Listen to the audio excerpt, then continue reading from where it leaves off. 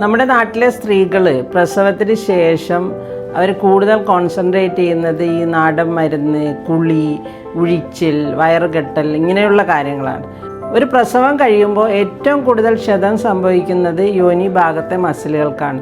അപ്പോൾ അവയാണ് നമ്മൾ ശക്തിപ്പെടുത്തേണ്ടത് എന്നുള്ള കാര്യം അവർ അവഗണിക്കുന്നുണ്ട്. അവർക്ക് അതിൻ്റെ ഒരു ഐഡിയ ഇല്ല. പ്രസവ സമയത്ത് ഏറ്റവും കൂടുതൽ ഡാമേജ് പറ്റുന്നത് ഈ യോനി ഭാഗത്തെ പേശികൾക്കാണ്. ആൾക്കാർ അവെയർ അല്ല എന്നുള്ളതുമല്ല, അതിനെ കൊണ്ടുള്ള കോംപ്ലിക്കേഷൻസും ആൾക്കാർക്ക് അറിയില്ല. ഇപ്പം നമ്മൾ കുറേ കാലം കഴിയുമ്പോൾ, ഒരു 35 വയസ്സ് 40 വയസ്സൊക്കെ കഴിയുമ്പോൾ നമ്മളുടെ പേശീബലം കുറഞ്ഞിട്ടാണ് ഈ ഗർഭപാത്രം താഴ്ച അല്ലെ മൂത്രസഞ്ചി താഴ്ച, ഈ പറയുന്ന പോലെ ഇടക്കിടക്ക് ചുമയ്ക്കുമ്പം തുമ്മുമ്പോ ഒക്കെ മൂത്രം ഒഴിഞ്ഞു പോകുന്നതിനൊക്കെ ബേസിക് കാരണം എന്ന് പറയുന്നത് ഈ പ്രസവ സമയത്ത് യോനി ഭാഗത്തെ പേശികൾക്ക് ഉണ്ടാകുന്ന ക്ഷതം തന്നെയാണ്. അതിനെ റിപ്പയർ ചെയ്യണം എന്നുള്ളത് ആർക്കും അറിയില്ല. അത് അല്ലെങ്കിൽ നമ്മൾ അതിന് ആ മസിൽസിന്റെ പേശീബലം കൂട്ടാനുള്ള കാര്യങ്ങൾ നമ്മൾ നേരത്തെ ചെയ്യണം. ഈ പോസ്റ്റ്പാർട്ടം നമ്മൾ പല വെൽനസ് പ്രോഗ്രാമുകളും അവൈലബിൾ ആണ്.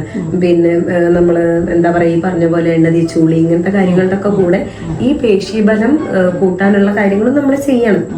ശരിയാണ്. പ്രസവരക്ഷയുടെ കൂടെ തന്നെ യോനി ഭാഗത്തെ മസിലുകൾ എങ്ങനെ ശക്തിപ്പെടുത്താമെന്നുള്ള കാര്യവും കൂടി നമ്മൾ കോൺസെൻട്രേറ്റ് ചെയ്യേണ്ടിയിരിക്കുന്നു, അല്ലേ?